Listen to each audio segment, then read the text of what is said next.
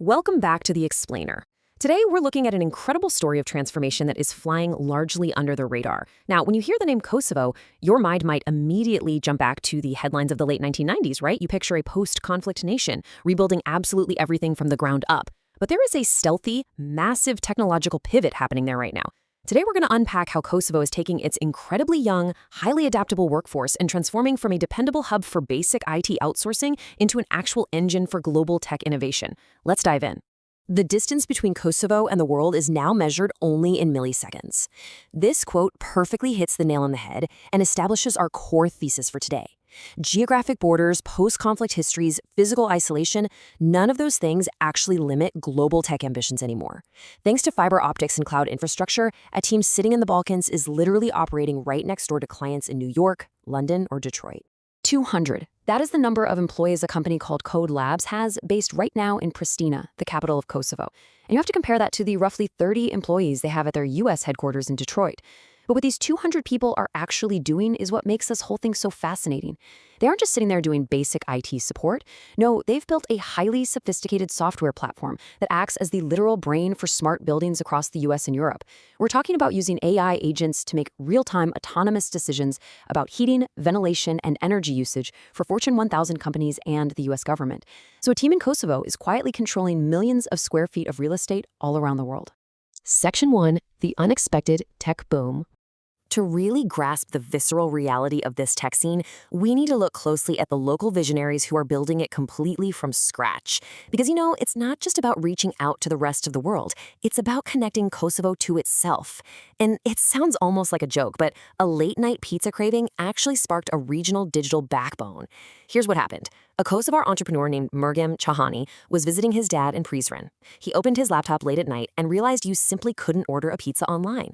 The underlying digital infrastructure just wasn't there. So he originally set out to build an Albanian language search engine to rival Google, but he quickly realized there was a much bigger problem. Google wasn't failing to find the information. The information literally didn't exist online. Local businesses weren't digitized at all. So Mergem didn't just build a search engine. He built Girafa, the digital rails for the entire country's internet economy.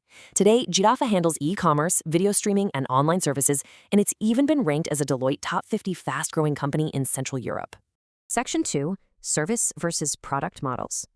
Okay, so if Kosovo clearly has the talent to build global AI platforms like Code Labs and massive regional infrastructure like Girafa, why aren't there dozens more of these product-based success stories? Why is the wider tech ecosystem there still struggling to really break out?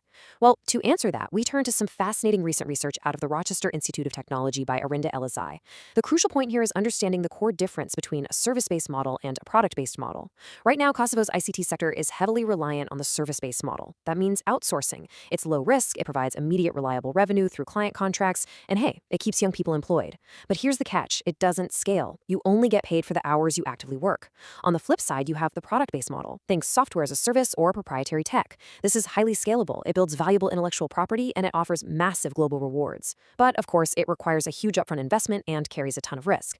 So currently, Kosovo is kind of trapped in the safety of outsourcing, missing out on the exponential economic growth that comes from owning the actual product itself.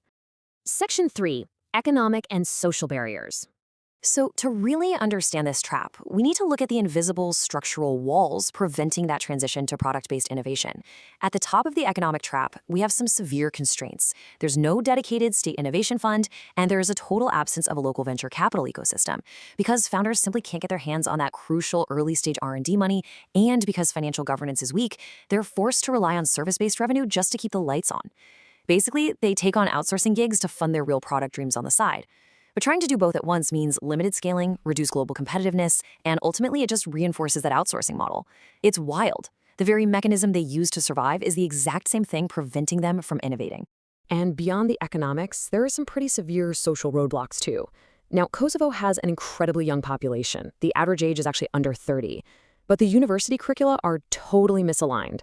They're training students in basic IT coding meant for outsourcing services, not in product development, IP strategy, or commercialization.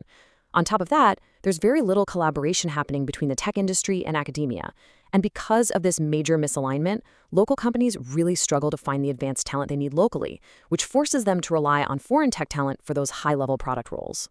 Now, this skills gap doesn't just hold the companies back, it actively pushes the brightest minds out of the country. We're talking about massive brain drain.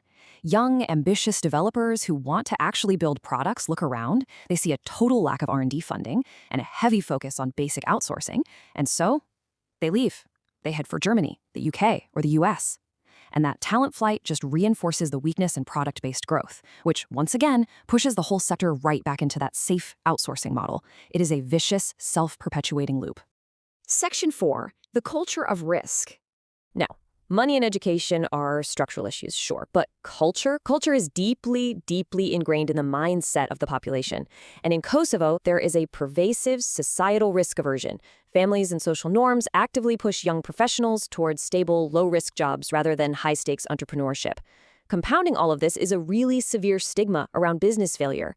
I mean, think about Silicon Valley. A failed startup is basically seen as a rite of passage, a learning experience. But in Kosovo, failure is often viewed as a permanent professional stain. Add in the fact that there are weak entrepreneurial narratives, meaning there are very few local tech billionaires to look up to as role models, and you end up with a society where founders simply avoid high-risk ventures. The cultural gravity essentially pulls everyone back to safe, service-based contracts. So keeping all of that in mind, I want to ask you this provocative question. How does an outsourcing hub actually become an innovation engine? If the economic, social, and cultural decks are completely stacked against product-based innovation, how does a country actually break out of the mold? Section 5. The path forward.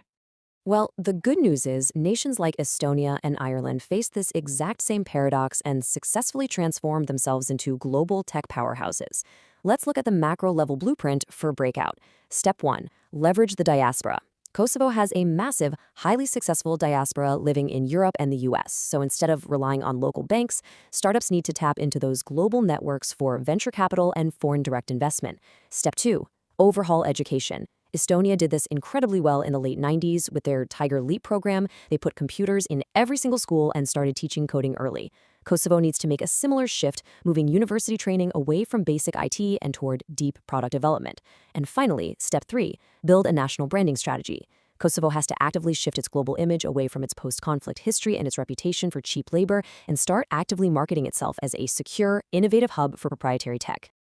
But hey, macro-level strategies take a lot of time. Let's bring the focus back down to the grassroots level, to the people who are changing the culture right now on the ground. Organizations like the Innovation Center Kosovo, or ICK, led by Darina Grezda and Shpen Lila, are right there on the front lines.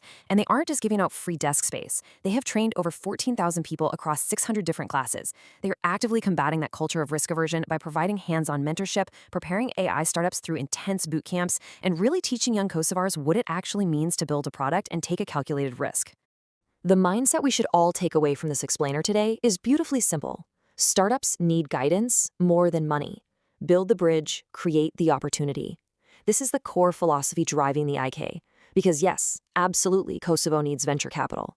And yes, it desperately needs education reform.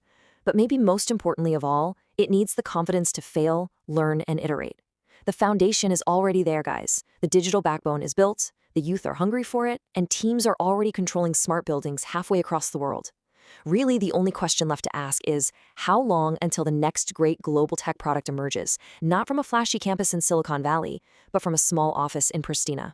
Thanks so much for joining me on The Explainer.